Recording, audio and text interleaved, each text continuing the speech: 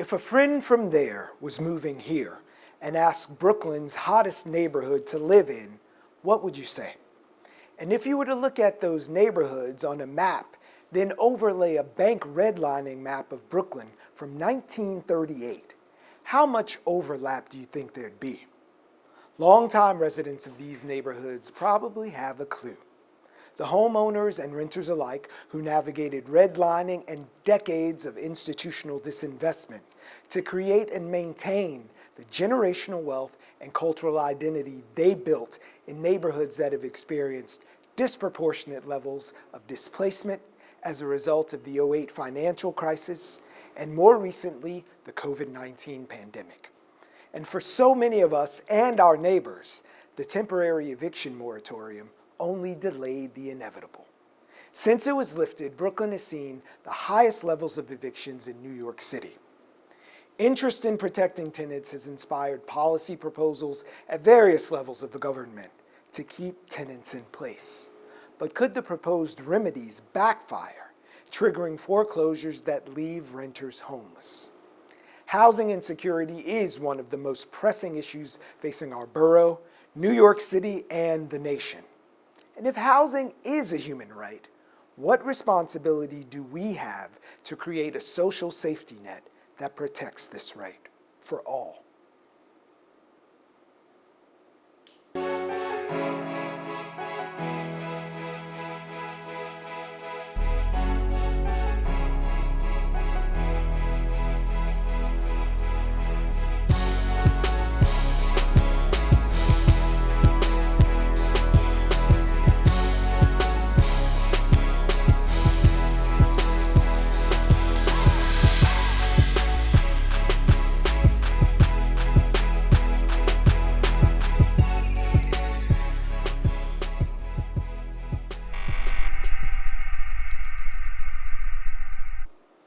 Welcome to the BRIC Be Heard Town Hall, Evictions and Foreclosures, the Impact of Housing Insecurity, presented in partnership with the city, New York's nonprofit, nonpartisan digital news platform.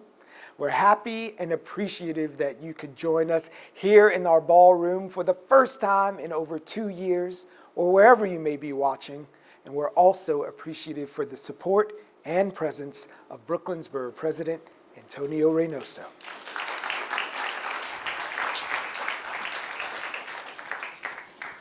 I'm Antonio Reynoso, Brooklyn's Borough President. And can I say, it is just an honor to be here in our greatest borough here in the city of New York, coming together with all of you to talk about one of the most pressing issues facing our communities, housing. Thank you to BRIC for putting this event together, and I am so happy to finally be able to safely gather in person after 2 years of virtual Be Heard town halls. But while it's an honor to join you today, we're gathered to discuss an extremely dire housing situation in our city right now. As Borough President, I'm now charged with addressing the needs of 18 diverse and beautiful community districts in one of the most populous counties in the entire country. While each neighborhood is different, each has been deeply affected by the events of the past 2 years and beyond. We're all seeing it, left and right. Families are being forced out of the neighborhoods they've called home for generations. Evictions have risen every month this year. Rent has gone up 31% year over year, with median rent this May in Brooklyn reaching $3,400, and it's still rising. Many small homeowners are either doing too well or aren't doing too well, and homeowners of color, especially in quickly gentrifying neighborhoods, have disproportionately faced foreclosures, deep debt, scams, and predatory lending. All the while discrimination from real estate agents continues to block people of color from homeownership opportunities in the first place. Meanwhile, housing production has failed to keep up with the population and job growth. We would have to build 560,000 units by 2030 to accommodate this need. And the known housing development pipeline only covers about 14% of it, putting even more pressure on tenants and homeowners. Planning issues like this do not occur in isolation. They are cyclical, deeply intertwined, and do not recognize political boundaries. My vision for what housing can be in Brooklyn recognizes that starts with comprehensive planning for our future. Comprehensive planning allows us to look globally at how neighborhoods impact one another, what our people need, and what has to be done to create a city that uplifts all of us, not just the privileged few. I believe that comprehensive planning is the most powerful tool to tackle some of the most difficult pressing concerns confronting cities today because it lays the foundation for a more equitable and transparent approach to city and regional planning. It is a collaborative, future-thinking, and borough-wide effort. It puts community first. It recognizes that neighborhoods don't exist in a vacuum and that planning is not synonymous with zoning. So how do we begin this process? The path forward requires collaboration. Too often, our public engagement process is treated as a means to an end, rather than developing solutions in concert with the public. It's going to take all of us, tenants and homeowners, city planners and policymakers, working together to ensure families have places to call home, livelihoods that can support them, and the neighborhoods that uplift them all within. While we are working on that big picture, we can also pass smart policies now to protect tenants and homeowners alike by responding to the greater forces at play. For example, we can expand access to down payment assistance programs and financial counseling for potential home buyers to better inform homeowners of government loan and tax incentive programs available to them for home repairs and energy efficiency upgrades. We can make all of Brooklyn a cease and desist zone to prevent harassment from real estate speculators. We can pass good cause eviction legislation at the state level to prevent outsized rent increases that lead to tenant displacement, which, might I add, would not apply to owner-occupied buildings with less than 4 units, meaning mom-and-pop homeowners with 1 to 3 rental units in their building would not be impacted. And these are just a few of the many good, smart ideas ready to be put in action. All we need to do now is do it. We can't let the short-sighted idea that needs of tenants and homeowners are in conflict with one another get in the way. We can't let it distract us. We all want something better. Cohesive communities where we do not live in fear of being displaced from our homes, where we can put down roots and age in place, where we know our neighbors and can raise our families. Together, we can get there. Thank you, everyone, for allowing me to join you today, and don't forget to spread love. It's the Brooklyn way. All right. Thank you to Borough President Reynoso. We appreciate you being here, and we appreciate those efforts you laid out. And we look forward to partnering with you to make sure some of those things come to fruition. Speaking of partners, we've got 6 folks today who have consented to be the panel that we are going to engage with as a community. So I'll just do a little introduction so you know who's in the room.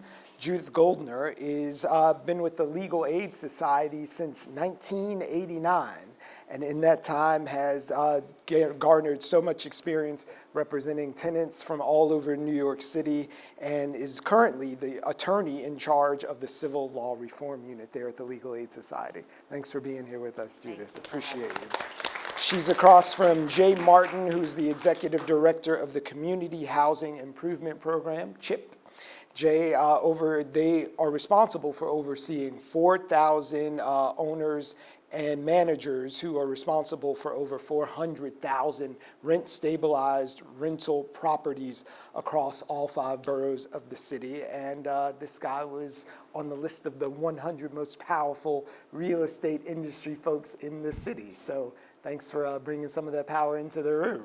Thank you. All right, I'm looking at Stephanie Zinnerman, who many of us in Brooklyn know from years of service, now currently an assembly member representing the 56th, as you can see there on her lapel, covering Bed-Stuy as well as Crown Heights. Her work is focused on senior services as well as housing advocacy and economic development and wellness initiatives. We appreciate you for being here. Thank you.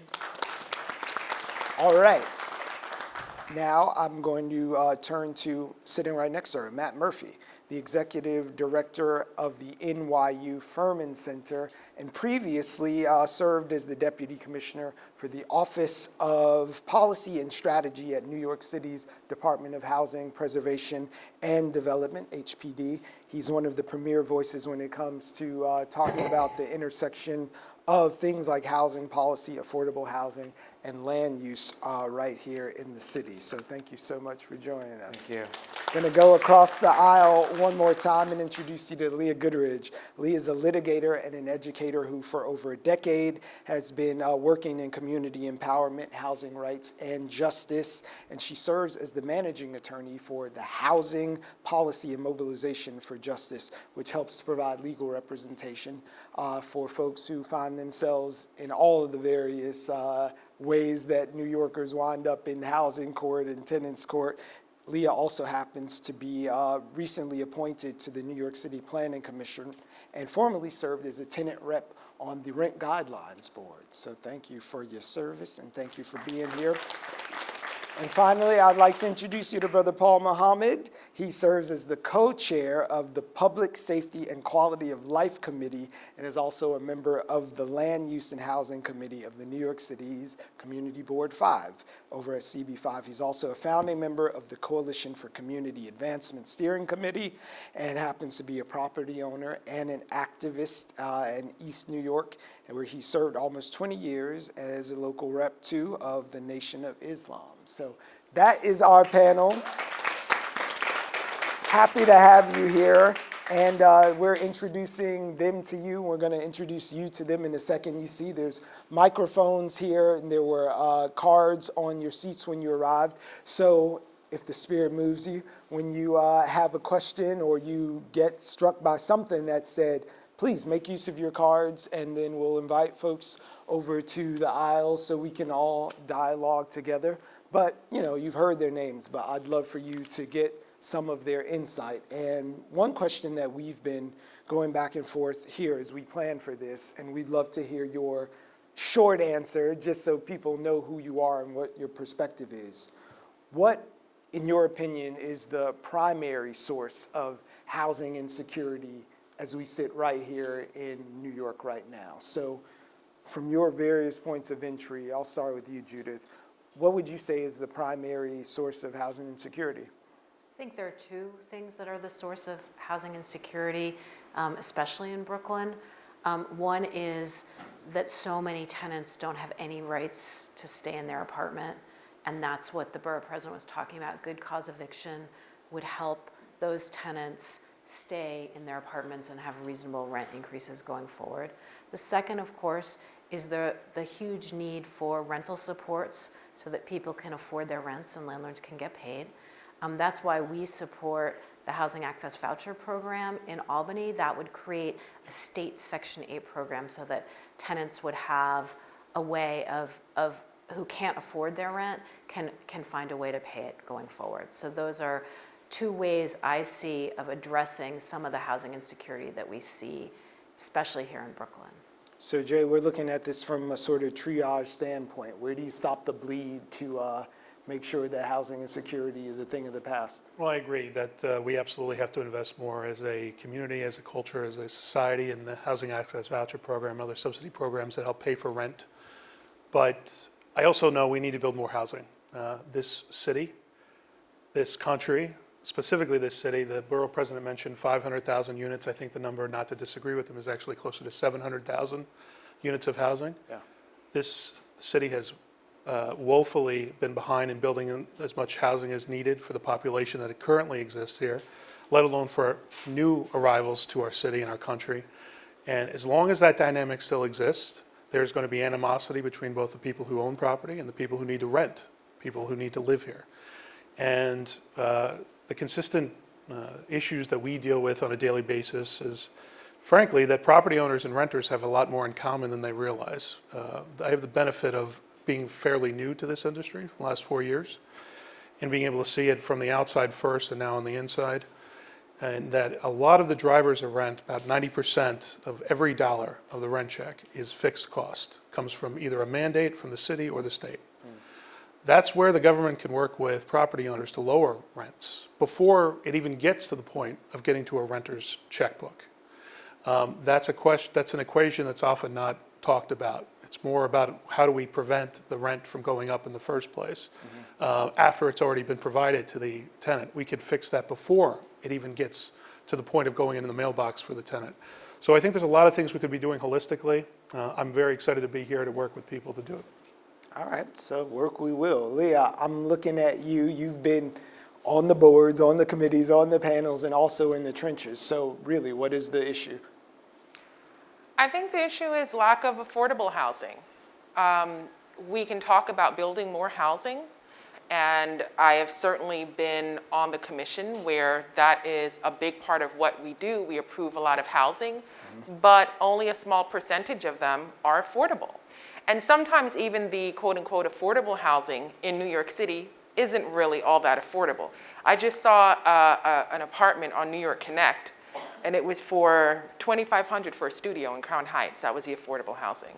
So I think that, we really need to focus on building affordable housing because the issue itself is lack of affordable housing.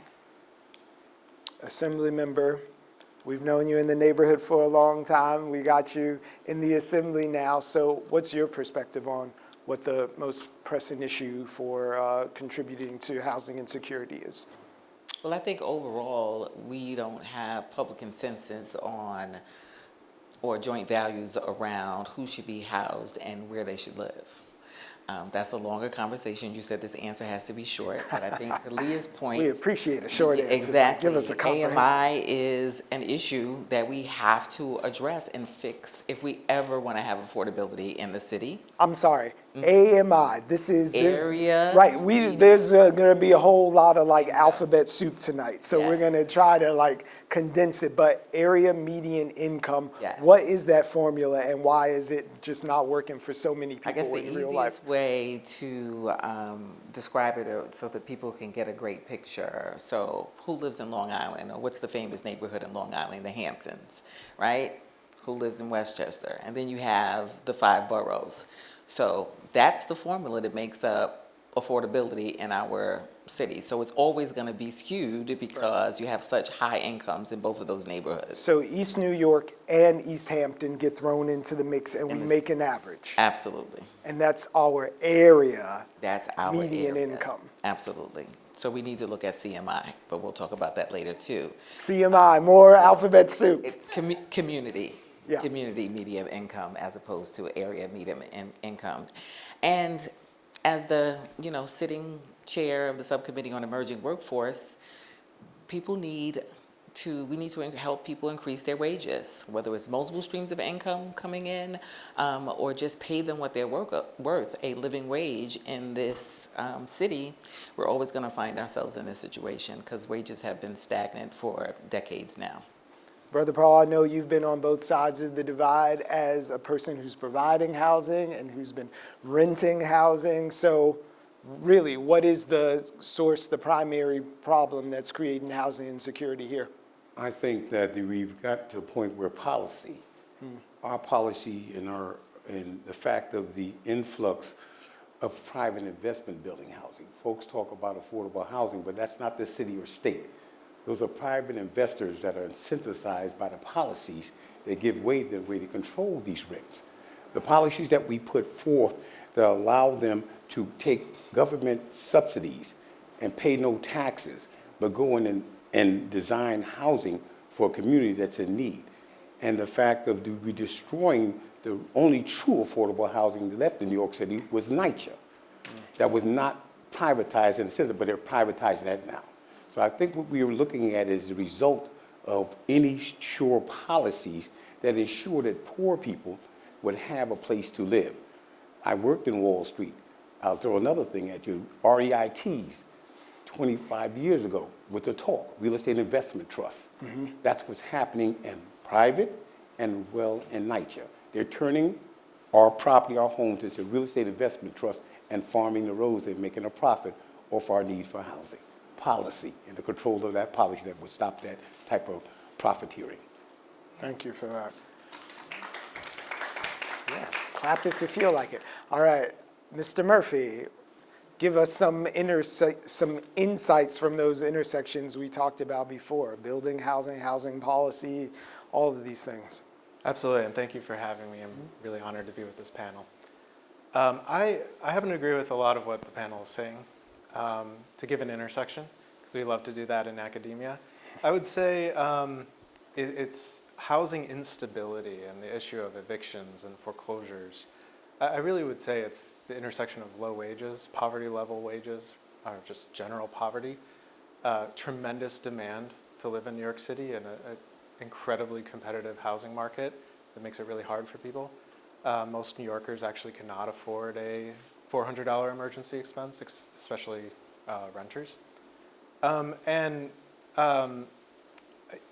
The way these things intersect is that housing instability really derives from the inability for people to retain their housing, and it plunges them into systems where it's harder to recover. Going through evictions makes you stay in shelters longer. It increases the likelihood that you go to a homeless shelter. So we're really talking about the systemic issue of poverty intersecting with an incredibly strong demand and variations at the neighborhood level that matter a lot. So we've gotten some insights from these folks, so maybe you have a little bit better idea of their perspective and where they're coming from, but I would love to, like while we're all sitting here, put some more town into the town hall. How many of us have been in the category that we're going to talk about a little bit later from now of being rent distressed or mortgage insecure? Hands? Rent burdened or mortgage insecure. If you've ever mortgage distressed or rent insecure, you know what I'm talking about.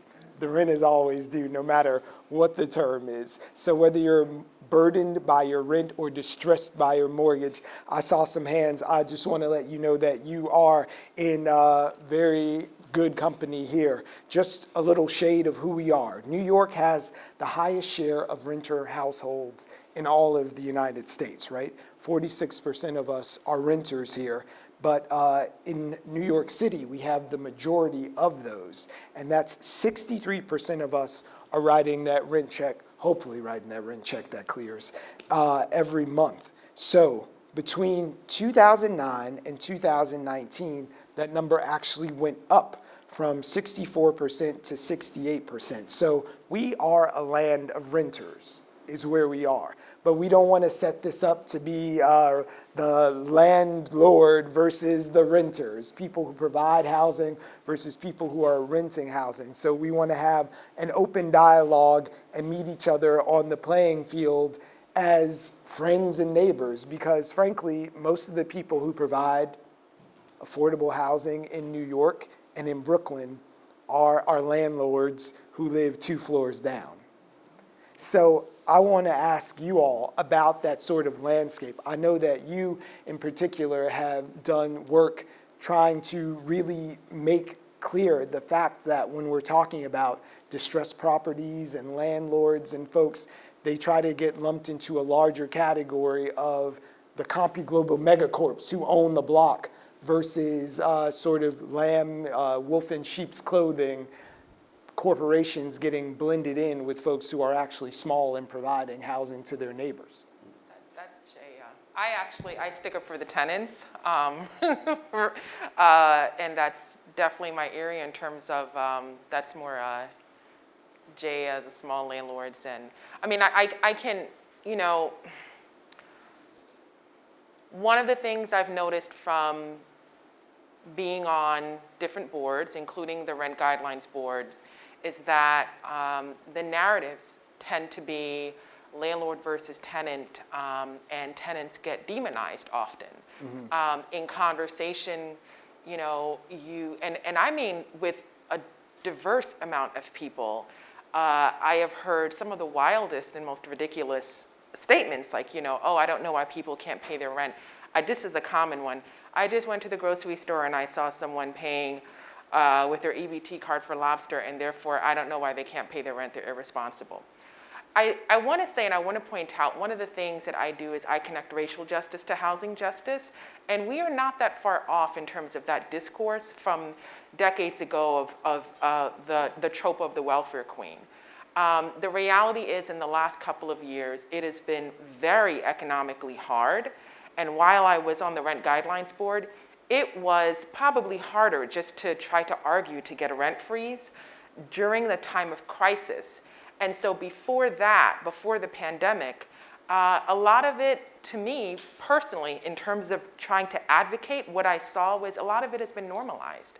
A lot of the housing affordability crisis, it has been normalized. And so when we talk about swooping in, you know, when we talk about demonization and swooping in small landlords with large landlords, that's not particularly my area. My area is really to sort of take a step back and focus on the policy and quite frankly, not demonizing tenants. It is not the same. I have said this 1,000 times.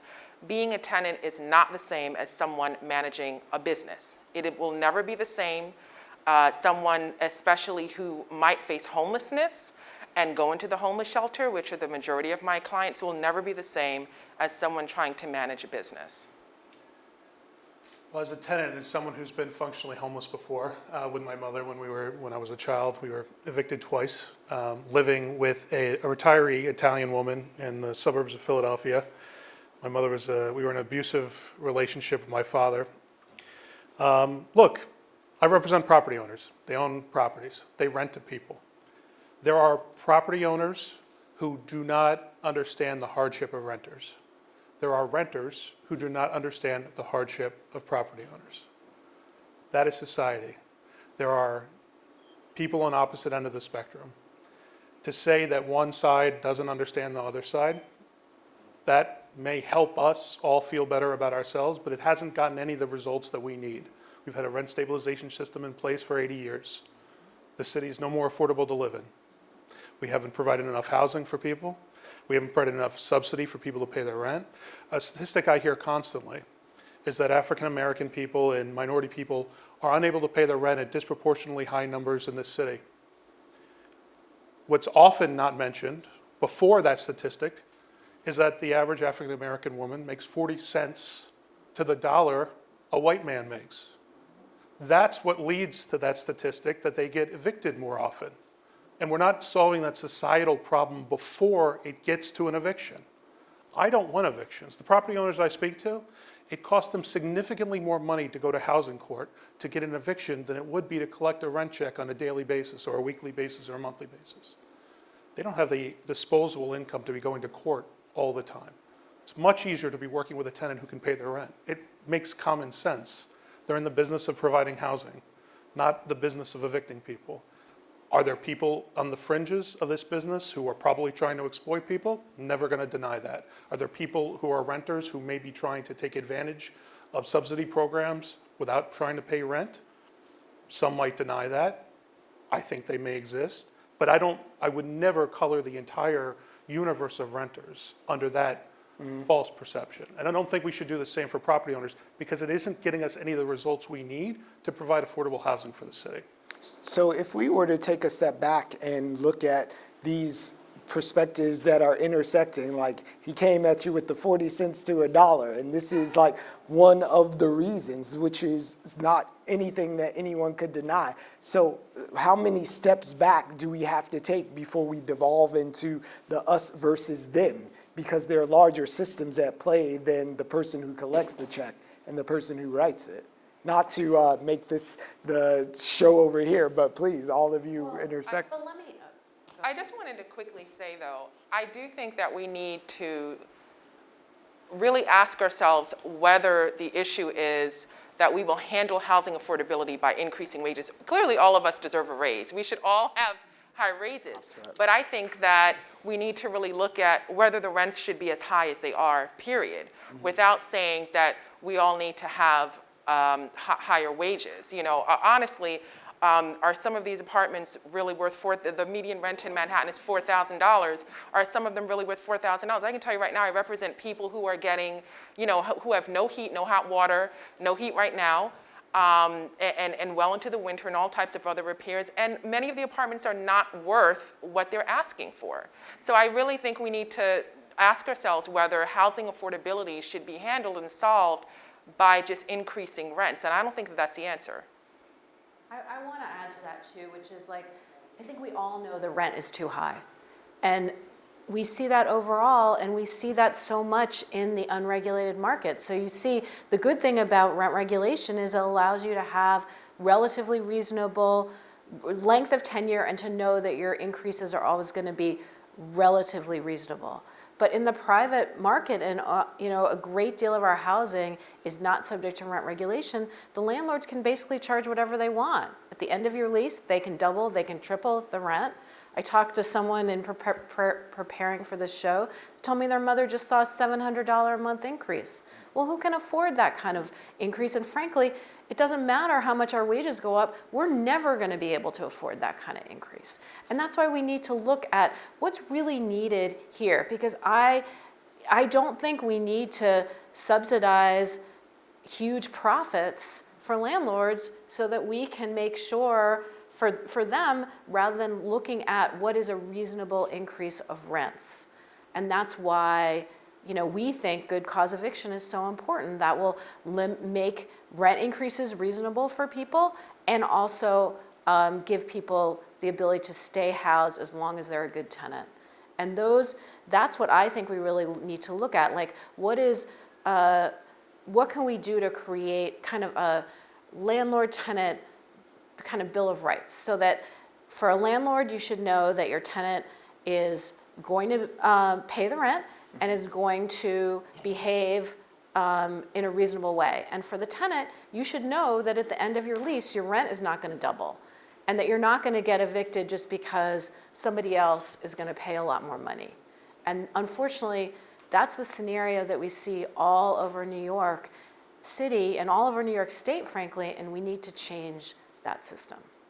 So looking at these property owners, there is a very distinct divide between what some are referring to as the mom and pops versus small versus the huge corporations, whether you slide your rent check under somebody's door or if there's a QR code that you can zap in Venmo. Like, there's all of these divisions between them. And frankly, a lot of the folks who are smaller landlords are not in Fat City. Like, these are the people who are largely Black and brown people and immigrants who are renting small 2 to 4 unit places who make less than $50,000 a year on their properties.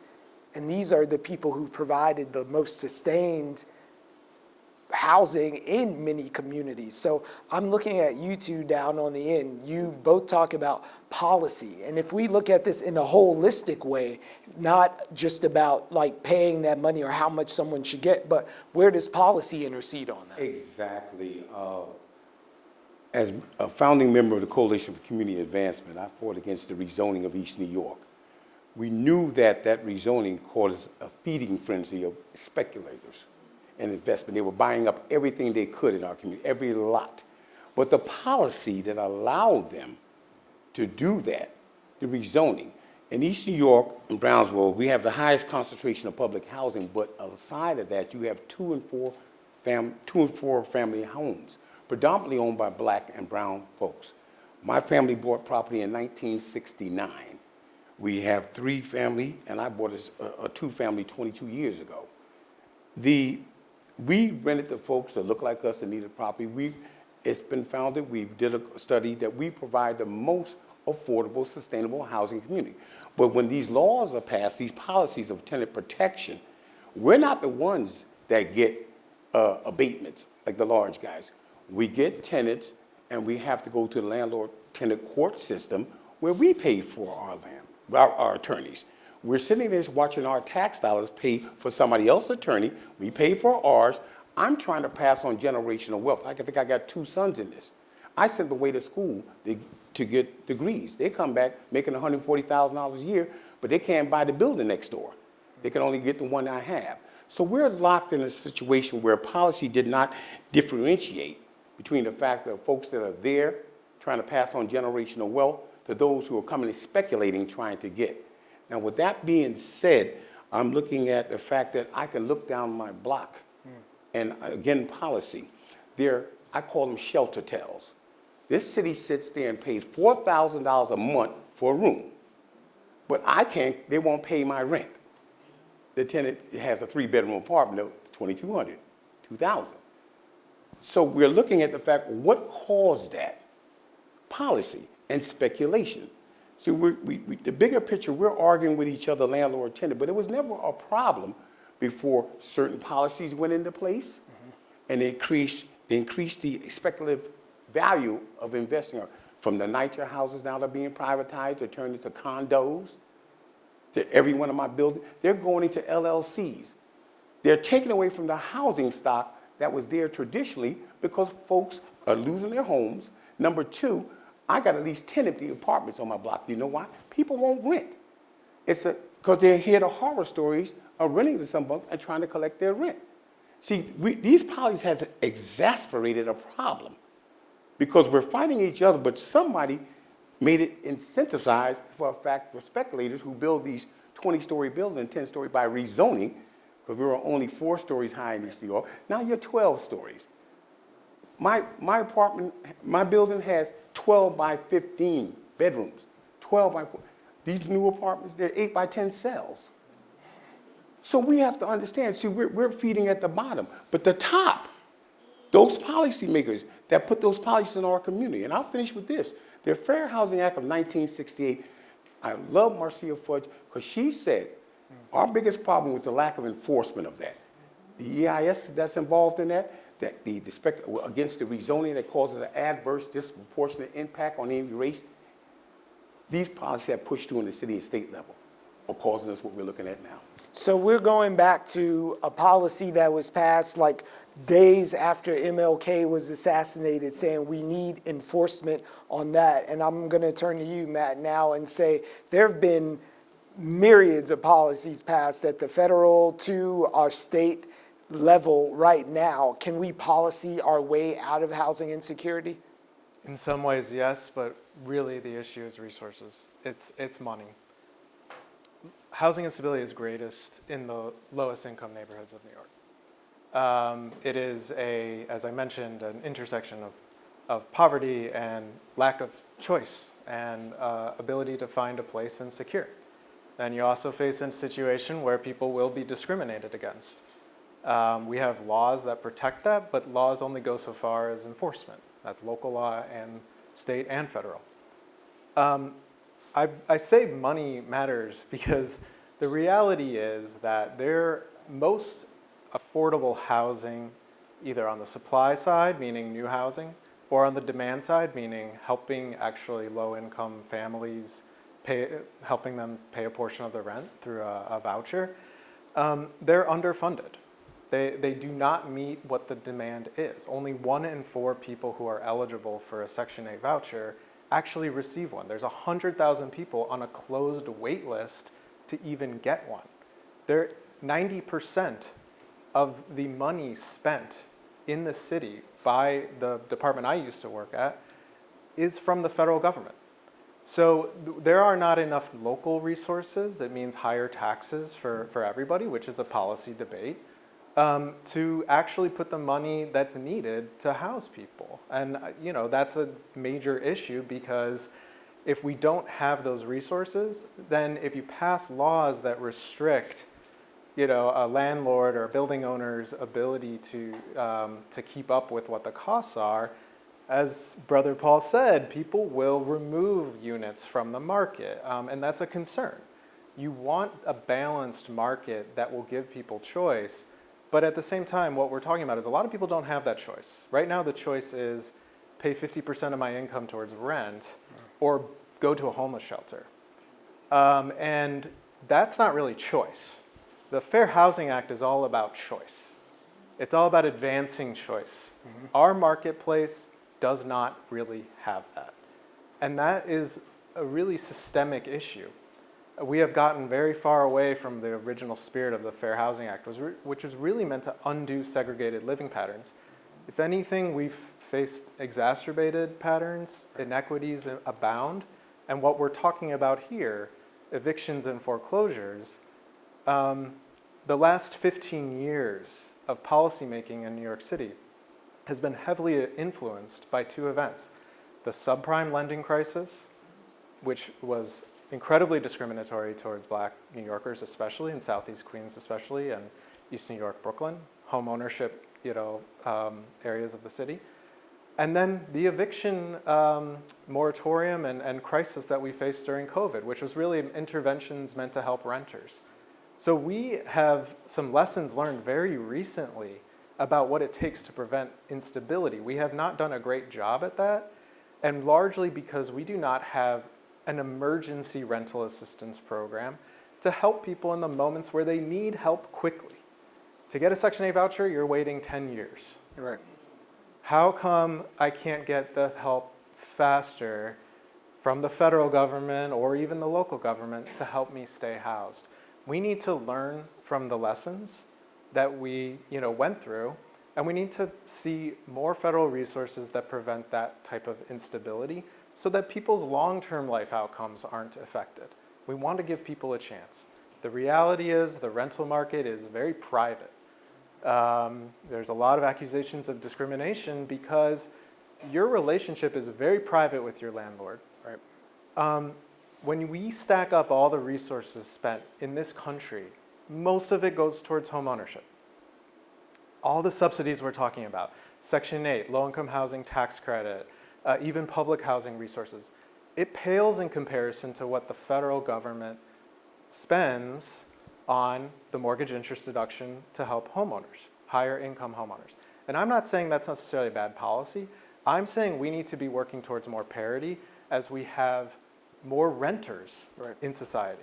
I saw you balancing the scales there for a second, Assembly member. Can we talk about ERAP for a second, the Emergency Rental Assistance Program? We have just some numbers here. This was a program that came about, again, for an emergency time to get us through some really bad stuff that's been happening. So upwards of 76,000 applications, for which sort of less than half were approved, dispersing about almost $55 million, and the average level of assistance was about $10,000. You see those numbers there. In 2019, just shy of 50,000 folks applied, went down to 11,000, and by the time, I think it sealed on Valentine's Day of 2022, 20,000 folks, a little uptick from 2021, applied for that assistance. Those are the filings now for eviction filings that we're looking at. But just looking at these numbers for ERAP, is this a success? Is this money well spent? The legislation was a success. One of the things, unfortunately, that we have to come to grips with, that we are 21st century citizens, but our government is mid-century 20th. And if you look at every agency, there's the same issue. So if you were looking at the money that we are able to give to schools, to healthcare, and other agencies, we have to look at the efficiency of our government and across the different levels of government. So how quickly the feds, they'll give a big pot of money, but how quickly can we get that into the state coffers? Mm-hmm. And then do the systems on the state level government talk to the systems on the city government? And then how long does it take those agencies to calibrate or identify? In this instance, we said, let's do something different. Let's give the money directly to the community-based organizations who see renters every single day so that they can help process the applications and then give them the money. That number, if we hadn't made that change this year, that number would probably be lower in terms of the number of people who actually receive ERAP funding. So we have to work on our government efficiency. We have to, there's a number of things we have to do, but that's my answer for ERAP. The legislation was absolutely successful, because when I entered in COVID as a first-time assembly person, we thought we were looking at another austerity budget, and to have the ability to pass what was then what did we do on the first thing, 2.1, but I'm just thinking about the two budgets. We passed two record budgets in a row, and so we were able to provide this funding in a time where we weren't certain that we were going to live in this country because we didn't know what the pandemic happened. But this is something that we're all going to have to really push back against and demand that we sit in the room. And I know it sounds, crazy to folks, but a lot of what happens now is that we're not all working on the same problem. We say that we're working together on housing issues, and everybody is passing policies, everybody has their different ideas, but none of us are really working together. The judiciary, the legislative, the executive are not working together on a common problem in a way that's ever going to fix it. Everybody has their own thought about what the issue is, what the root causes are, and they are moving forward in silos, putting together policies that actually end up not helping us very much. So as the money shifts or dwindles or doesn't get appropriated, housing vouchers, are housing vouchers, Leah, and I'm looking at you, Judith, is that gonna sit you guys down? Are housing vouchers gonna fix the problem from the state? Well, housing vouchers are incredibly important. I mean, certainly the When you ERAP. when you have 10 years to wait around for Section 8, apparently. But what I mean is, so ERAP was a short-term solution to a very big problem, and I have lots of issues with it, but if you look at it, we prevented a lot of people from losing their home, and a lot of money went to landlords to pay the rent. I mean, that's just the truth of it. A lot of money came in and a lot of money went out. Did New York get their fair share of that money? We did not, but a lot of money came in, a lot of money went out. But a lot of people now lost their jobs during COVID, didn't get them back. Lost a breadwinner during COVID, didn't get it back. We're facing a real crisis of housing affordability, and that's why we need the state and the city to step up. You're right, 10 years for a voucher, that makes no sense. And we can't wait for the federal government to help us out, because let's face it, we'll be waiting a really long time, probably longer than those 10 years. What we really need is for both the city and the state to step up and create their own voucher system that could be more nimble, more available to people, and could keep people housed. Because the idea that you were talking about that, the idea that people get evicted and we're paying $4,000 for a crappy room in a hotel, that makes no sense. We all know that makes more sense. We could have kept that family housed in the apartment that they were in at a much more modest cost, and that's what we need to do as a society. Do I wish the feds would do it? I do, but they're not going to. So it's time for us to look to our state, and it's time for us to look to our city, for them to step up and help the people who really need a leg up.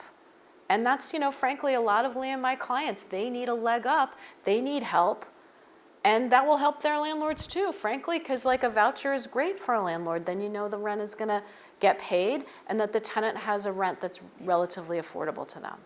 But the vouchers are capped, so we can't have these $4,000, $5,000, $6,000 rents, 12 months because no one's gonna be able to, government can't absorb that cost.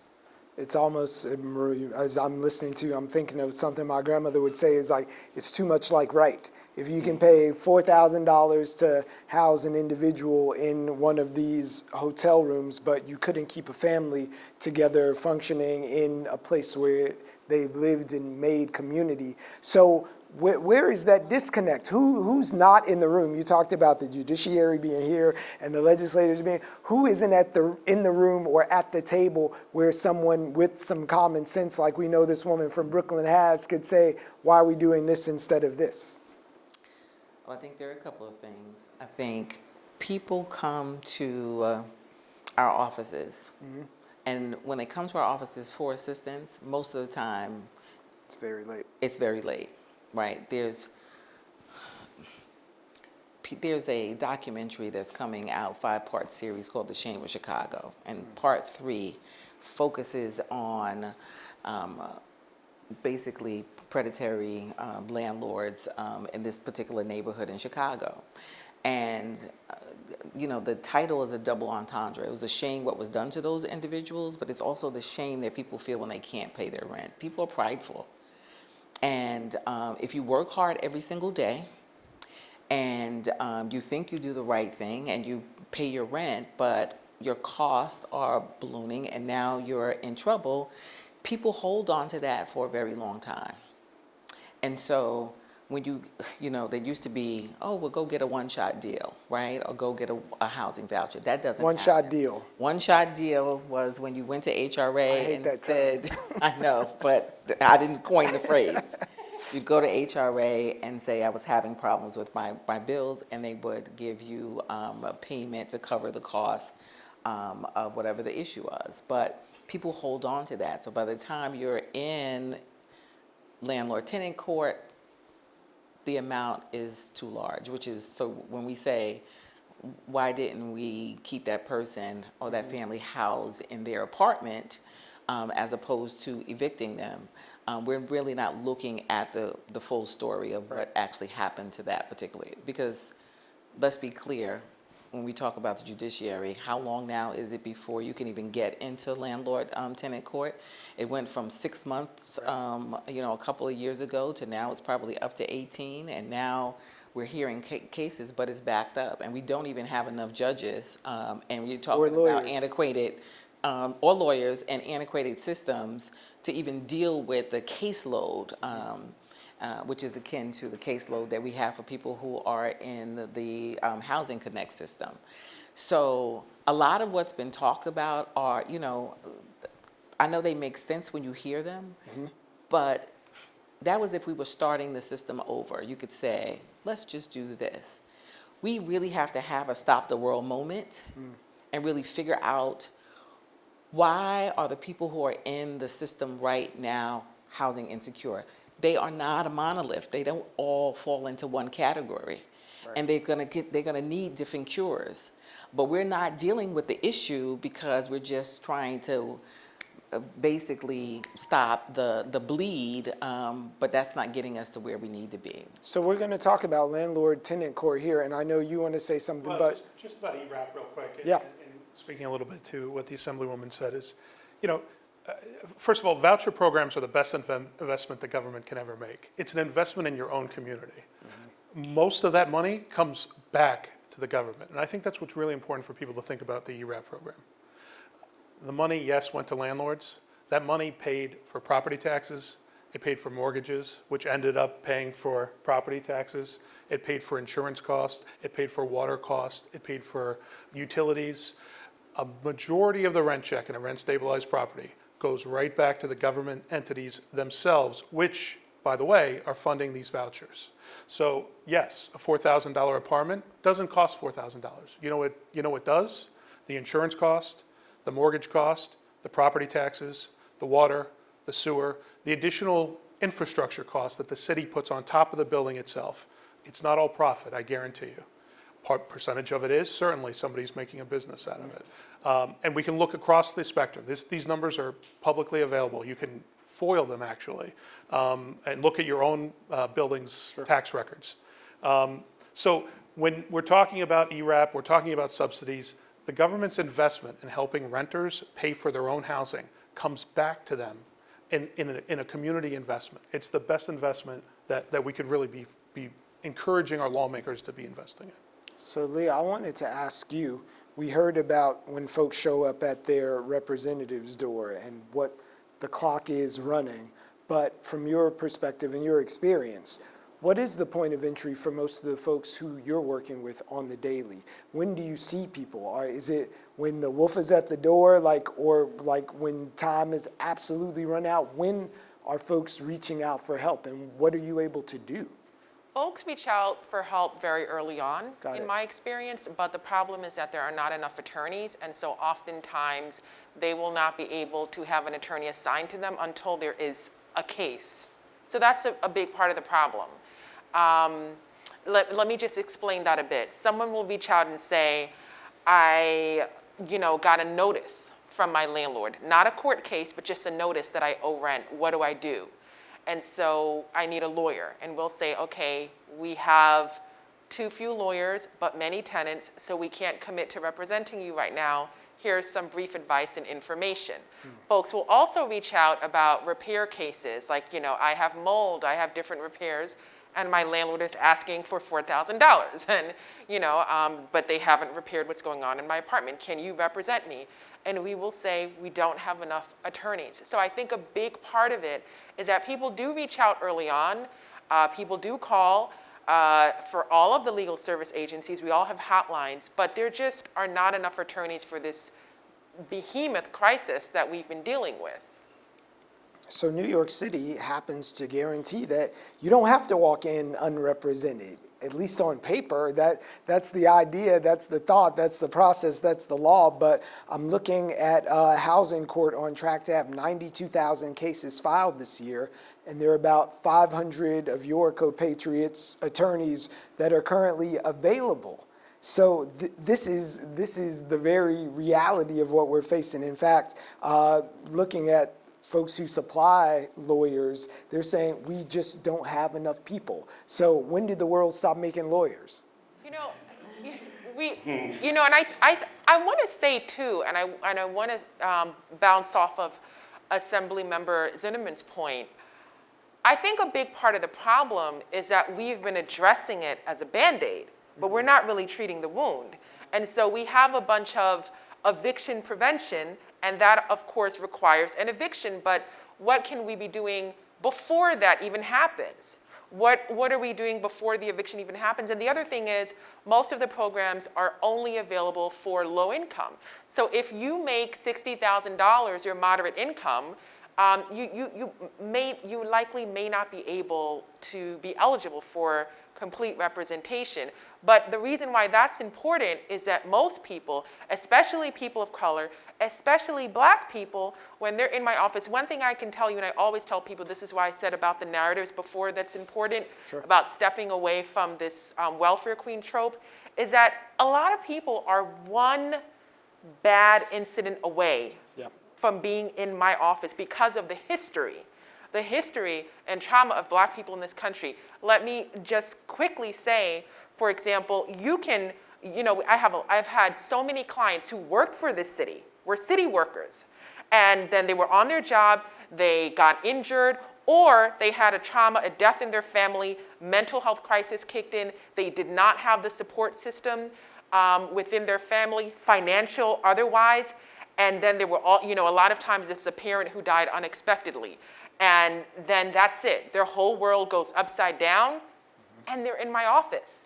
They can't pay, the rent goes up, they're not able to afford that. Do you know how much it is for healthcare, for childcare, for daycare, for caring for a funeral cost? People are always saying, oh, why didn't they pay the rent? Because a life incident happened. And then you're in my office, and then you have people then, complaining about the tenant. So this is why I'm very passionate about it, because I can tell you that a lot of people, especially Black folks who, for the history in this country that was not built sustainable to have property like was discussed in their families generationally, and to have that structure and that support system, are really just one, not two, one incident away from being in my office.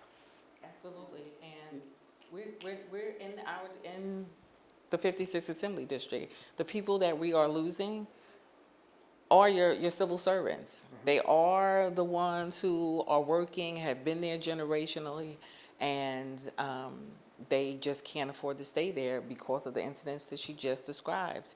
We have also an issue. I mean, when you talked about the person who came in and was having problems with the landlord not making repairs. This is another unreported area, right? And, I look at the school system and I think about what do we teach people about living anymore? Just home economics, when you learn how to enter a contract, when you learn how to budget, when you learn how to do all of those things, when you learn what your government can do for you.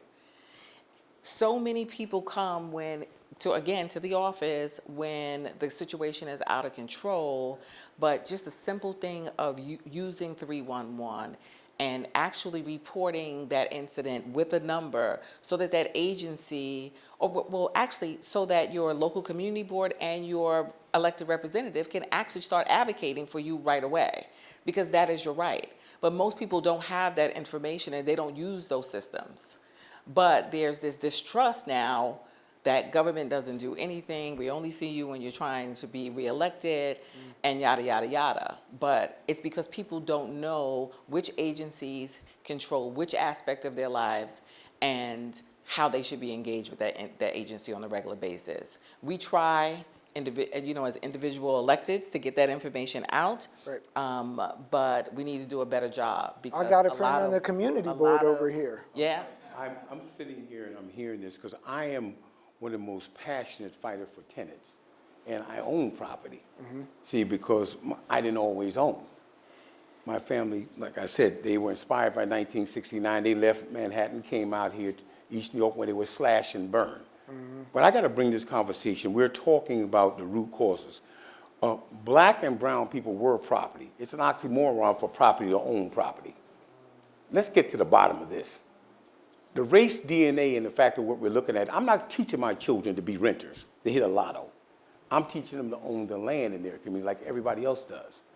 The disproportionate wealth between black and white in this country is 10 to 1. And the reason is because whites own property. So we have to find a way to say, bring this conversation up to cause and effect. First of all, when I look at the fact of the ERAP program and other programs, I wrote a proposal and gave it to a couple of city council people, and I called it shelter in place. It was the fact of there's any discrepancy between the tenant and the landlord, have a 4-month cooling off period where they would pay the rent. So that, like he says, the gentleman says, I can still pay my taxes, the water bill, and all the property to support all these programs that are in place to help folks. Didn't catch on. But what caught on was the rezoning of my community where they're giving 20 and 30-year tax abatement to developers who pay no taxes that support the infrastructure. So what is, and when you talk about the AMI, Westchester County, all these other counties, you're not building there.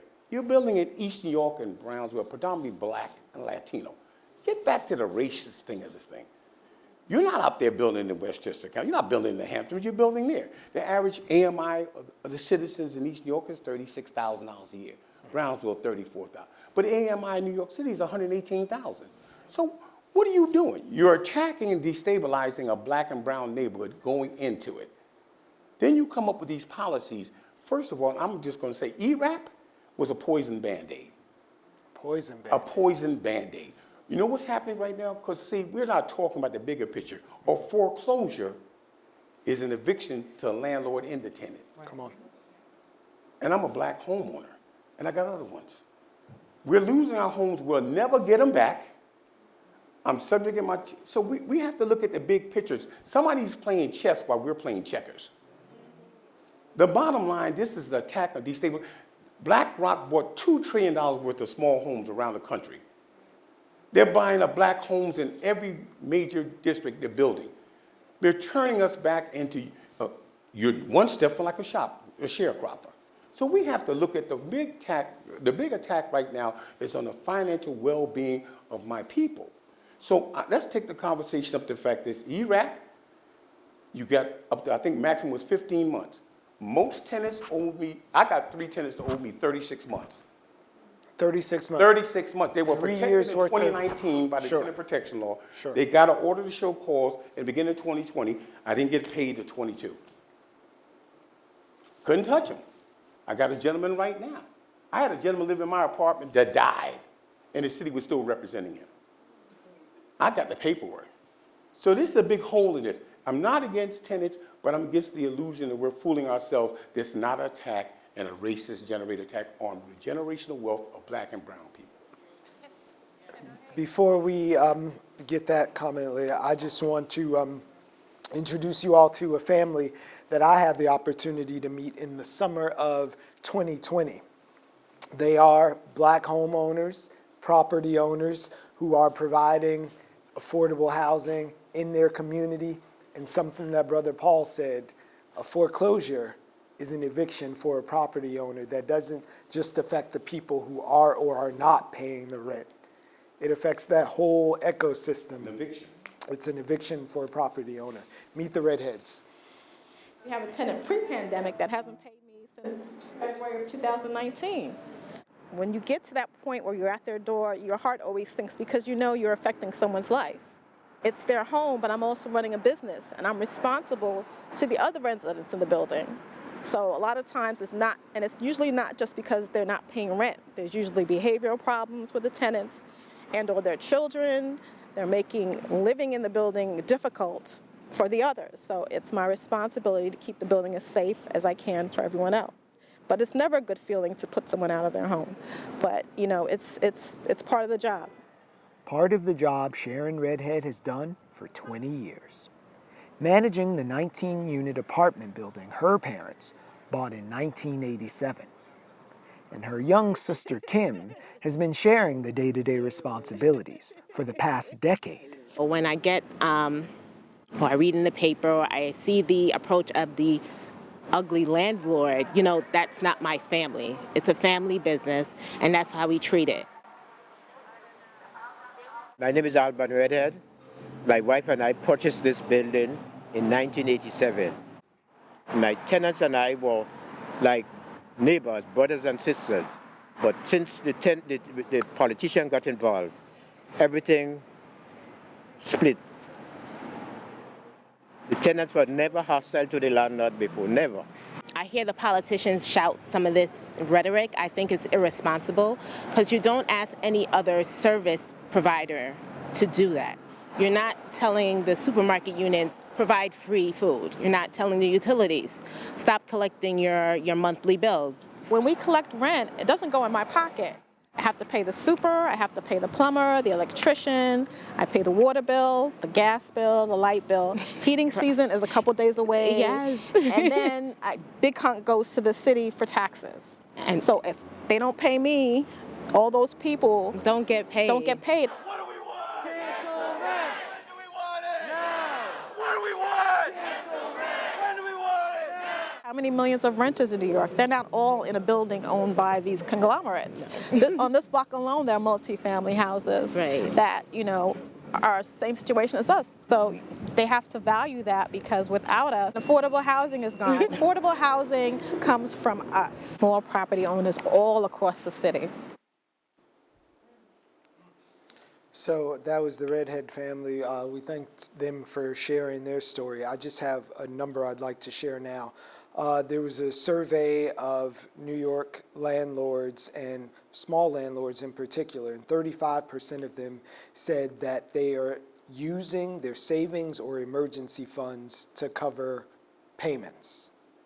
And this is where they are right now. So we've spent some time talking about tenants. Now on the other side of that ledger are property owners who find themselves in the position to be getting in line and looking at foreclosure because they can't make their payments. So I'm actually glad that I raised my hand before to respond, because now I definitely would like something to say after seeing that. Sure. The first thing I want to say is I've been a tenants' rights attorney for a decade. I've also, as mentioned before, I've been on boards. The narrative that the majority of landlords in New York City, or the face of landlords in New York City, are small mom and pops is a false narrative. That's what I was asking you in the beginning. That's a false narrative, and I'm going to tell you why it's a convenient narrative because of what you just saw. The landlord just said behavioral issues. It's exactly like what I was saying before, this trope, a racialized and negative trope. And they're not talking about white tenants. They're not talking about Asian tenants. I'm telling you that the language, especially as a tenants' rights attorney, this is very racially coded anti-black language. But they were black. If somebody's acting up in the building, Clarence they're Thomas. acting up in the building. So is Clarence Thomas and a lot of other black people. Okay, but if somebody is coming through... I'm on live TV, and let's just keep it real. Well, that's what we do here. Welcome to Brooklyn. But I'm saying it doesn't... I can't tell if they're the people acting up through the wall, making things untenable for me are black or not, but they're making an environment that's not cool for everybody in our community. Right, but what I'm saying is this narrative... Yeah.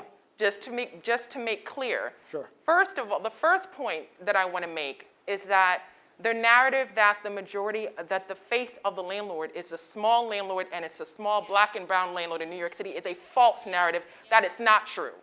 I am a tenants' rights attorney. The majority of landlords, first of all, are the large conglomerates, and they are white. So or they're not black, period. So that's number one.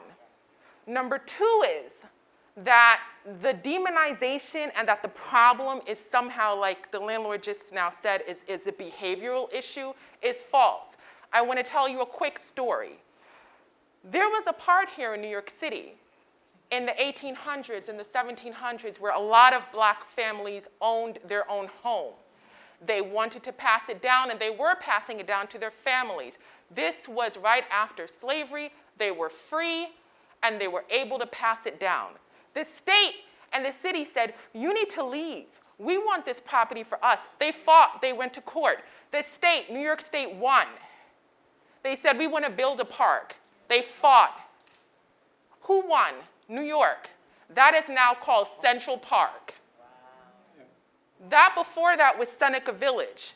And there's so much history here that is systemic as to why, you know, a lot of the face really of the housing crisis is black folks, but that's not a behavioral issue, that's not an individual issue, that's not a conversation about pull yourself up from the bootstraps, that's not that conversation. This is a systemic conversation about why that is.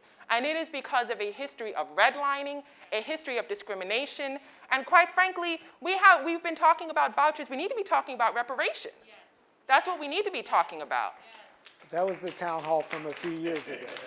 So I want to just be clear, just to sum up. I don't have anything against anything against landlords, and as you can tell, and I hope it's clear, I'm all for reparations. I'm all for property ownership and passing that legacy down, especially for economic advancement. Right. But my problem is that whenever we're having these conversations, especially when I'm on the Rent Guidelines Board, when I'm in these commissions, this is how it comes up, and black people and people of color are used and weaponized to say that this is an individual problem and that the tenants, who they're really talking about, black tenants, let's just be real, that the tenants somehow don't pay their rent, they're irresponsible, and they are the problem, instead of the systemic and historical problems of why someone may not be able to hold a building. It is systemic and structural and historical. I will give you that. But at the same time, you saw Mr. Redhead, who wants to have that generational wealth that Brother Muhammad does as well, who wants to pass that building that he and his wife worked for as immigrants and give it to their daughters so they can continue to provide housing and have a livelihood for their family. All of those things are at play, but they still need to pay to keep their property. So I agree. So what are we to offer them?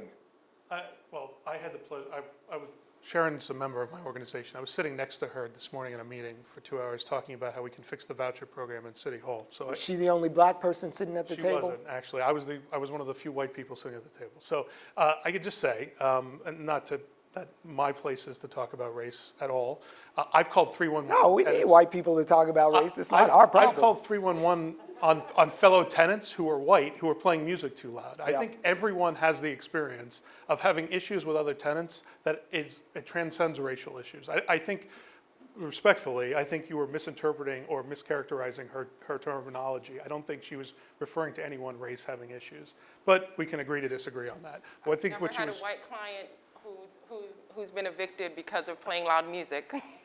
Well, but I can tell you other stories. But we're not arguing whether or not there racism exists. I would never suggest that it doesn't. It certainly does.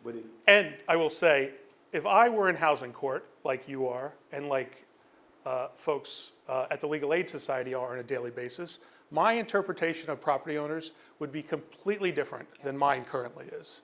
I know what housing court is. It is the worst case scenario between a property owner and a renter. I understand that. It is the last resource for a property owner who has gotten to the point, in most cases, the majority of cases, in which they have tried to work with renters who cannot pay their bills.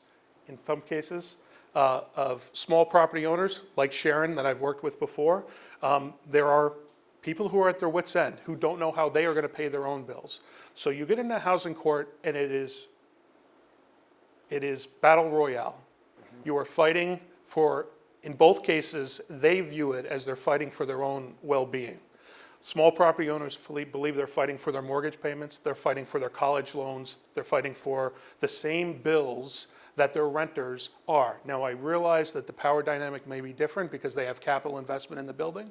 I'm not naive to that, but I also know that if my interpretation was only housing court, I would also have the same negative view of property owners. But I also know that that's not going to fix the problems that we're dealing with in housing. If we only look at it through the skew of what's happening at the very end, and I think you said it yourself, Leah, I have to agree with you. If we wait till we're at the eviction process, when people have gotten to the point where they have 31 months of rental arrears, I mean, that's real money. At $2,000 a month, that's $60,000. That's more than my current school loans. I mean, like that's I mean, significant debt that people will take generations to pay back. So if we wait till it's at that point when people are in court, how can it not be have so much animosity? Well, you talked about folks not wanting to go to court. You certainly don't want to have to use your time to go to court. You don't want to pay to go to court. People don't want to be in the court. So how do we help these landlords, property owners right now who are facing 3 years worth of non-payment and have to move forward? I'm so passionate with you about the tenants, you know, because my family and all that. But when we get down to this point, like just cause and effect, I'm looking at right now, we're doing creative things and solutions. Like I wrote the shelter in place that we would have a cooling off period. We're even now working in East New York with land trusts. I have 2 members right here. We're working together with them, trying to come to ways creative to work together. But when you have policy that lump small landlords with conglomerate landlords, there was no distinguishing between tenant protection for a four-unit landlord and the big guys. What's your working definition of a small landlord? Because this is another thing. 6 and down. 6 and down. 6 and down. 6 units and down. I mean, we're looking at the fact, and you look at the fingerprint, and most of the communities that, again, we got to understand, Brownsville and East New York were not big buildings. Yes. They were small 6 and down units. But that's where most of the building is taking place. That's where the rezoning took place. That caused this chain reaction of feeding for it. That caused folks to now, you got your landlords are selling at higher prices or losing their property. Aggressive, the agency protects, HRA comes in, HPD comes in, all this type of, and the money should have been put in to retrofitting the units that were already there. See, the policies to protect the housing we already had. The building was a big initiative. We had folks come in from private, and I'm not going to say their name, but have people came in from Goldman Sachs. Yeah, people started working for de Blasio. Yeah. They came in, they took salary cuts. They were making $1.5 million, $2 million a year to come work for $200,000 because they knew the power of changing the policy and the mindset. So now what we're looking at, their legacy, and now they're back into private, and they're making hundreds of millions of dollars. See, we have to look at policies intact. the policies that they change, the policies that affected us right now. So again, they played chess, we playing checkers. They turned small landlords like myself into unpaid adjunct shelters. See, you have now the governor, she put judges in every court except landlord-tenant. She put judges in every court except landlord-tenant because you know why? They don't have a solution for the fact of homelessness. So what they're forcing small homeowners, black and brown like myself, to eat up our equity to finance taking care of people who can't pay rent. See, we got to understand, this is being played on us. So I said it goes back to policy. Why did they pay? And again, with Fair Housing Act, you said it was about this. No, there were Fair Housing Act Article 7 says you can't cause an adverse, disproportionate impact on any rezoning. That was a law to protect what's going on right now. I asked 5 or 6, why don't you fight the rezoning of East New York under the Fair Housing Act? Back to enforcement. Back and forth. Marcia Fudge, the new head of HUD, that sister, I wanted to kiss her. She came in and she said just like this. She said, most of our problems was a lack of enforcement of the Fair Housing Act of 1968. What they did by rezoning East New York, they called an adverse, disproportionate impact on a race of people, which is a violation of a federal law. No city or state law trumps a federal law. So if we fought for blood, for those civil rights laws that you're trampling on, don't tell me about your state law. My people died in the street for those laws. that should have been federally enforced, and my politicians who represent me should stand on. We paid the blood for it. Now you enforce it. Matthew Murphy, we heard earlier about the optics of property owners and also with the 6 and down thing. Is there, I'm looking at both of you, is there enough differentiation between folks who are the Cushman Spears of the world and the small landlords who are providing housing to 5 and 6 units, households at a time? Well, sorry. I'll just say first that there is a legal distinction about 6 units or more. The building is built before 1974, it's 6 units or more, it is rent stabilized. Right. 1 million rental units in New York City are rent stabilized.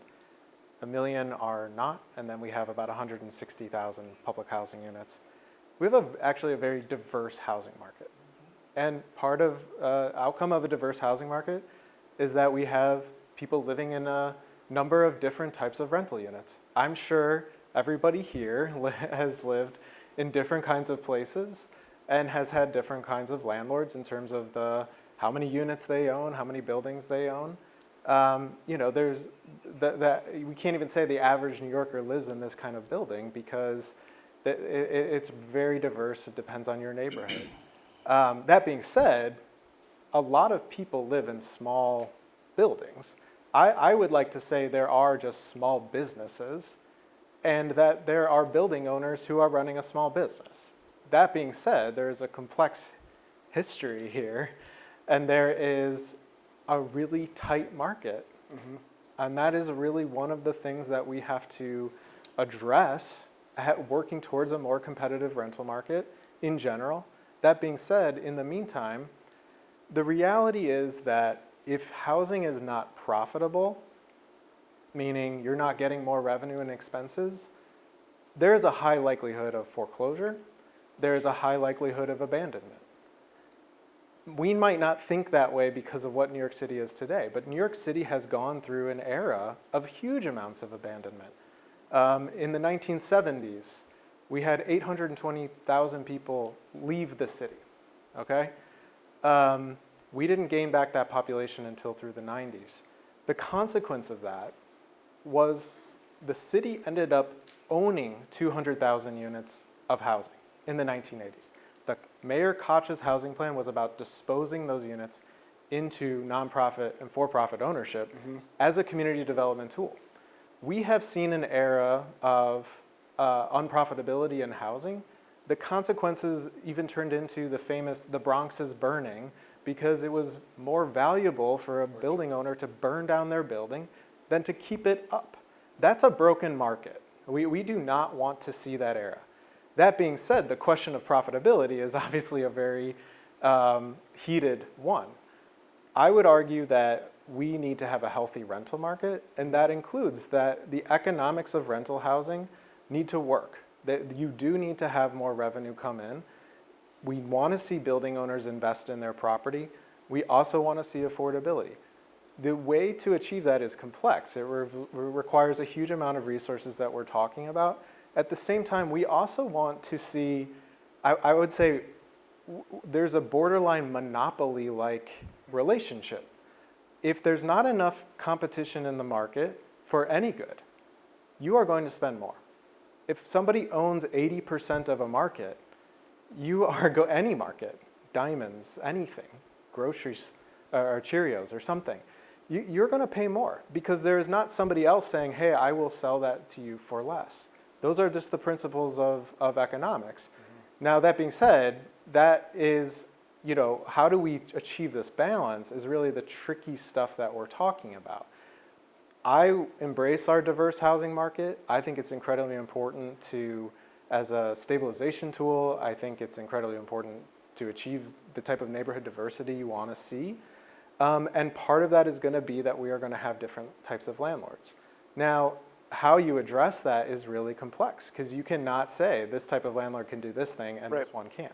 Well, we are closing in on 2 minutes before our broadcast is finished. And you spoke about all of the folks who left. And I'm just can't help but wonder if the people who stayed are your clients now. the people who didn't have a way out, the people who stayed and lived through the burning and all the bad times, and if they can reap the benefits of whatever level of renaissance we're having right now. So just in our last, you do the math, 20 seconds each, the most unfair question of the night, I'm gonna ask you to direct people toward a resource or something that can be done to help someone in a dire situation right now. Well, I really think that we need to figure out who needs the help. And we want people to reach out. And I urge people to reach out to legal aid, reach out to MFY, call 311 and ask for help and don't wait. What I see, some people who've been here a really long time are my clients, some people who've been here less time are my clients. But I do see that people who've lived here for a long, long time in my neighborhood and neighborhoods all across Brooklyn are getting priced out of our borough, and that seems really unfair to me. And I think our folks need to tell, in addition to reaching out for help, you need to tell your electeds that that's not fair, and we have solutions. Just open the door for you, and this might be our last word. So what button, what lever needs to be pressed, called, preserved? There are a number of buttons that need to be pushed. One of the things that I would say is there are a number of people who are renting units right now who actually could afford to own, and we need to continue to help them and incentivize them to buy so that those apartments become available for people to rent. Honestly, the people who are rent burdened right now, yes, they need to come and they need to report that ahead of time. But the help, again, of our looking at when federal subsidies are going to be here and when they're going to receive a voucher is not really going to help those individuals. And this is when we need to have neighborhood level policies. We can't have big policies across the state because neighborhoods are different. There are resources in every single neighborhood. Brother Muhammad was talking about the community land trust idea. People want to do that so that they get to choose their neighbors, but they also want to have affordable units for the people who they've known all their lives who can no longer afford that. We should help people do that. People who are living in buildings that HPD received in the 70s to stabilize the market, those folks need the opportunity to buy those houses, but they need, those apartments, or to take over the building, and we need to do that also to help them. I want to thank you, Yes. Thank you all for being here. We have run up right against our time, and I want to thank our tabling partners out there, Impact Brooklyn, the Met Council on Housing, Racial Justice Commission, and the Black Institute. We really appreciate your time and your understanding and you all for being here. So let's do it again very soon. Thank you.